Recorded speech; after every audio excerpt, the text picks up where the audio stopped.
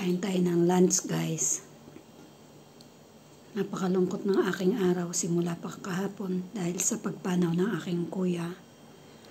Pero kailangan maging matatag. Nasa ibang bansa ako. Kailangan kumain. Hindi ako dapat magkasakit. Kaya tara na, kumain tayo.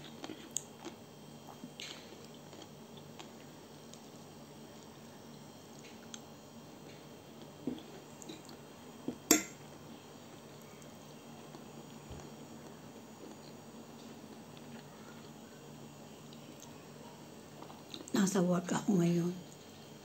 May maliit na monitor doon sa taas. Tinitingnan ko si Lola kung tumatayo kasi nakaupo siya ngayon sa kanyang rocking chair, rocking sofa.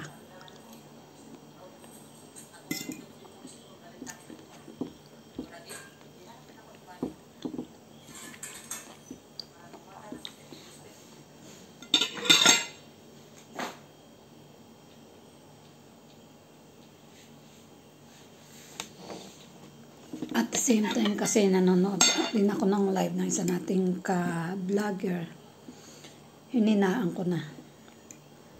Halos i-mute ko na kasi mas malakas ang boses niya kaysa sa akin.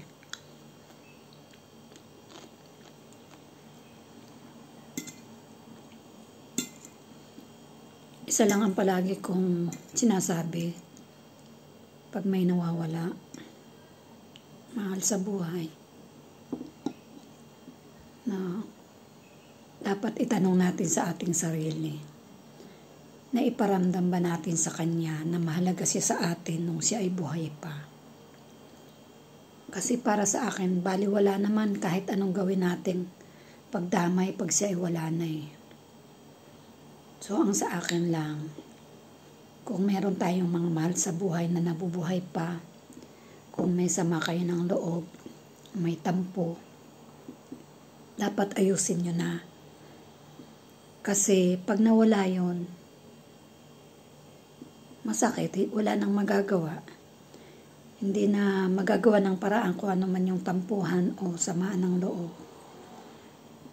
Basta't ipakita natin sa isang tao ang ating kabutihan sa kanya habang buhay pa siya.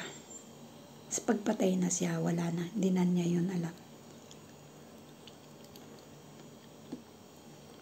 Bakit may namaya pa bang bumalik at nagsabi na, "Uy, salamat.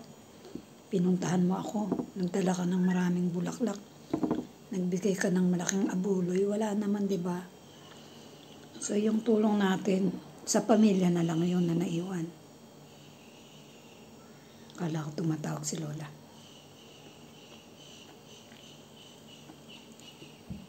Kaya kung meron kayong dapat tulungan tayo, habang buhay pa, tulungan na. Hindi yung kung kailan wala na siya, saka tayo magbibigay ng pera. Para sa pamilya niya na yun. Mas magandang tumulong tayo sa isang tao habang buhay pa siya. At mas magandang makipag-ayos tayo sa isang tao kung kaya namang ayusin habang buhay pa siya.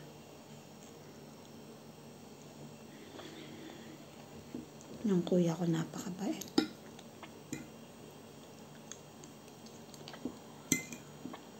Wala akong masabi sa kanya.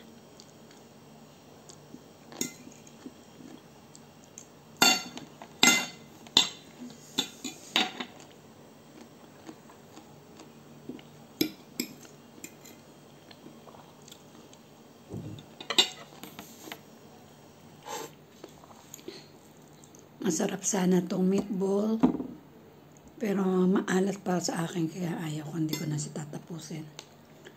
Ito na lang, schnitzel ang tawag dito sa Israel. Ito yung chicken breast na niluto siya na parang chicken joy.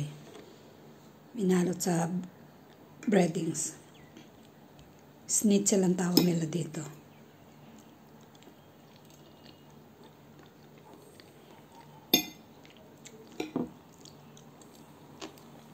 Sayang yung maalat. Matabang kasi akong magtimpla at saka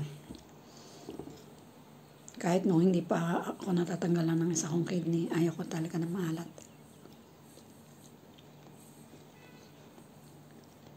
Alam nyo ba, napaka-unhealthy ng asin. Alam naman natin na lahat yun, palagay ko. Kaya lang yun ang nagpapasarap, nagpapalasa sa pagkain. Pero wag namang sobra.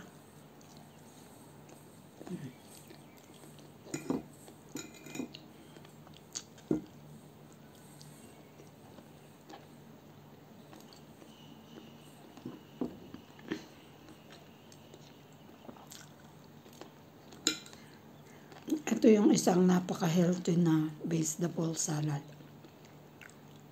Ano nga ba ang pangalan nito sa English? B.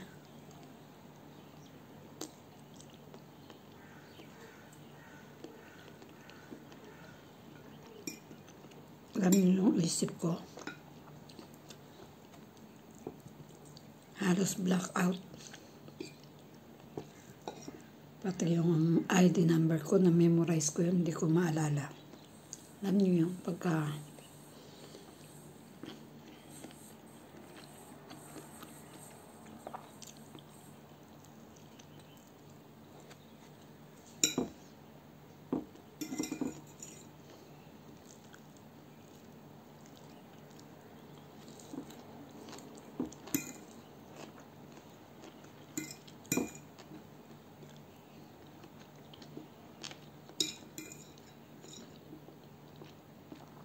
pagtanghalian, okay lang na kumain ng medyo marami.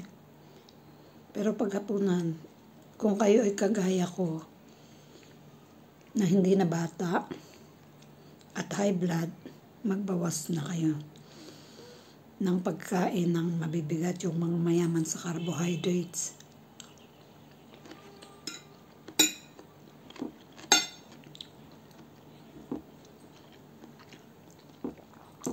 Kasi yan ang number 1 nagpapataas ng blood pressure. Ngayon, kung tanghali o umaga kayo medyo kumakain ng medyo marami, lalo na ng kanin, tinapay, okay lang kasi pwede pang ma-burn out yung mga carbohydrates na yon. Kasi gagalaw-galaw tayo, may gagawin. So, nagagamit yung heat, yung carbohydrates na nanggaling doon sa kinain natin. Kanin o tinapay o patatas o kamote, etc. etc. Pero pag sa gabi, kung maaari nga, wala ng carbohydrates sa gabi sa mga may high blood.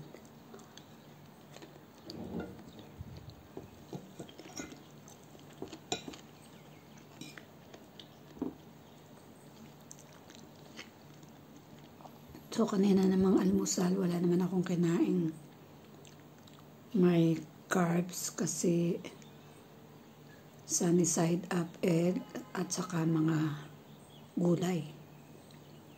Vegetables na raw vegetables. Mahilig ako sa raw vegetables.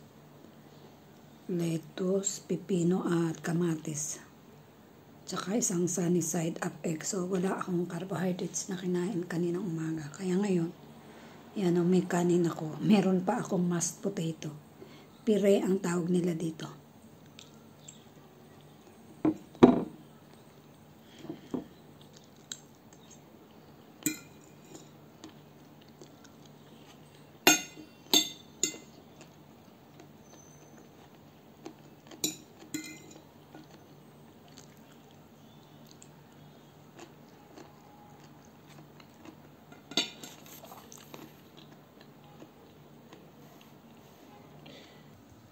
Ito yung monitor na nakamonitor kay Lola.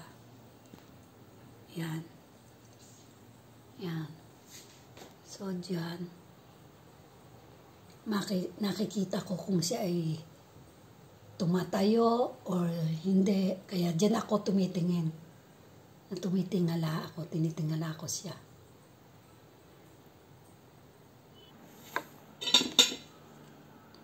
Mabait naman siya ngayon, hindi siya tumatayo. Kasi minsan, ano yan, 99 na. Pero malakas pa siya. Yung isip lang ang medyo hindi na normal. Kasi nagbabalik na sa kanya yung mga maraming taon na nakakalipas. Yun ang palagi niyang binabanggit. Na meron daw taong ganoon, na gusto siyang sakpan. Yun yung mga panahon ng World War II.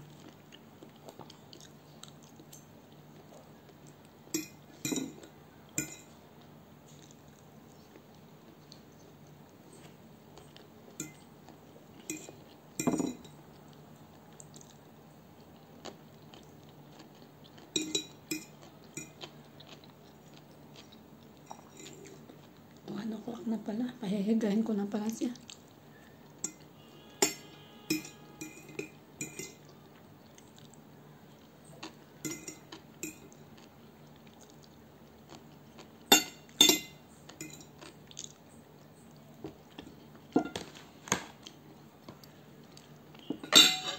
Okay.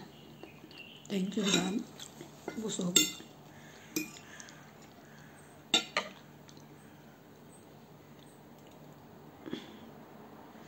Dahil tapos na akong kumain, tara na, samahan niyo ako. Pahihigay na natin si Lola sa kanyang kama. Kasi, yun ang siesta time. Tulog time niya yan. Tara na, samahan niyo ako. Yala. Boy lasot pipi, beata, o sa menu ka, lamita. Boy, mami. Boy la si rutin lasot pipi.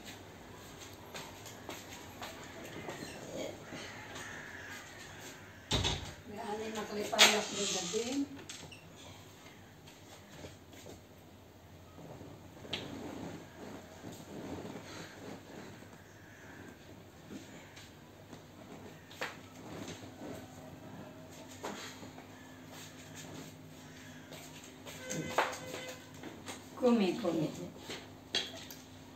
Kumi kodem.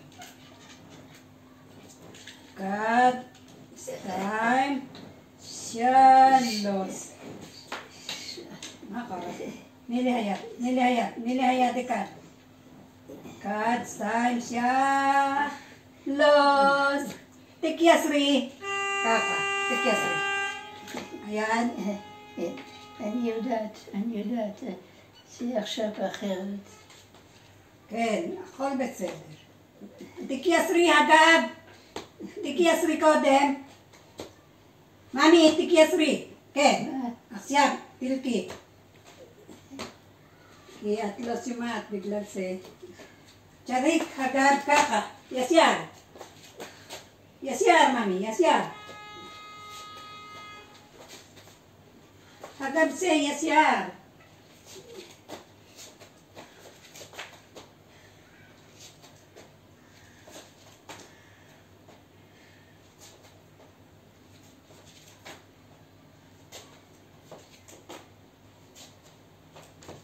Okay, lahat, hayad.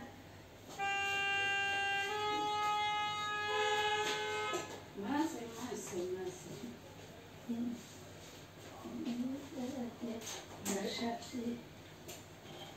Tega.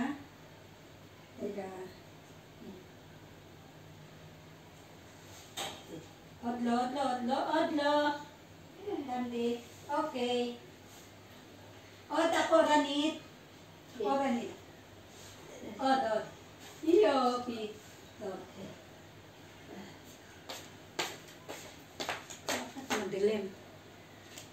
Bakit madilim? Salamat.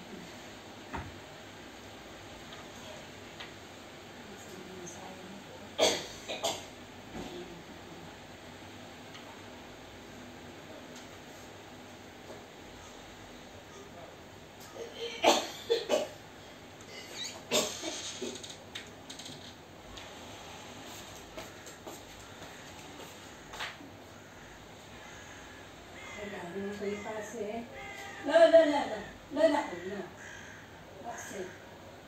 Kasi hayara tu bago. Nagalo. Todo. Ang konekta sese. Ay.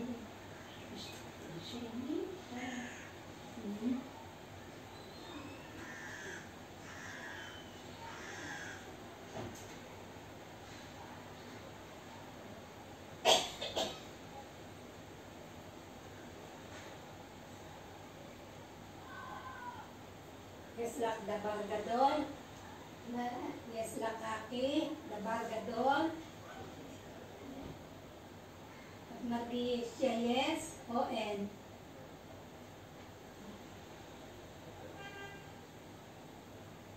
At Gamart. Boy ko.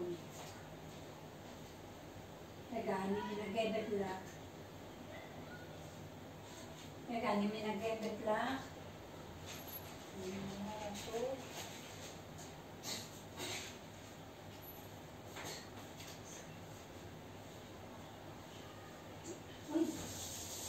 Yes, nabaga doon.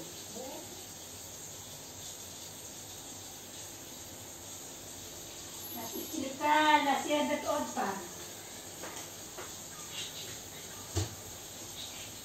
Isbi, mami. Isbi. Magiyalak, dabarga doon.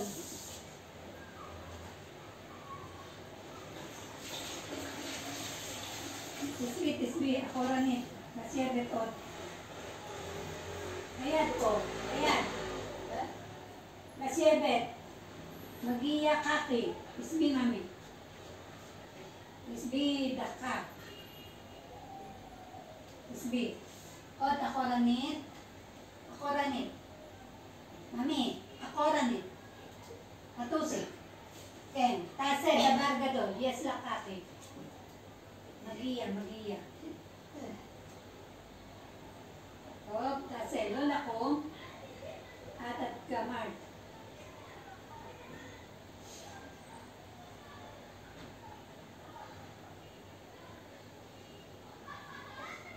Tase, lola ko.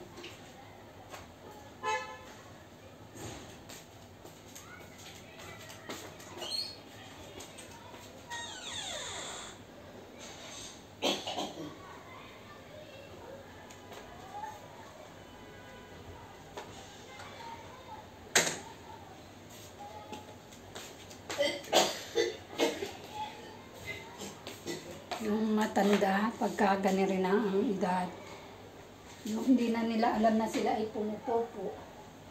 Nililinis ko ang pite, mayroong pinapopol sa trono.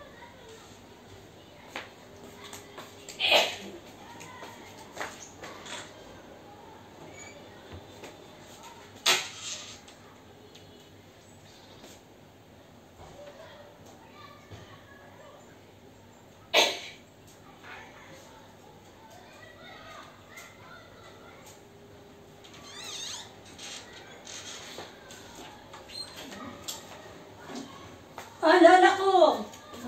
Odlo, tispi, yes lang kaki. Tase.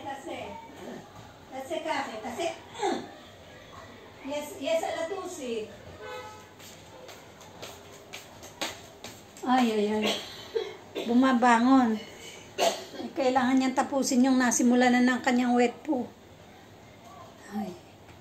Ito ang trabaho ng caregiver. Maglinis ng puwet. Yun ang kapalit ng dollar. Kaya kami din sanay kami dyan sa mga pupo na matatanda.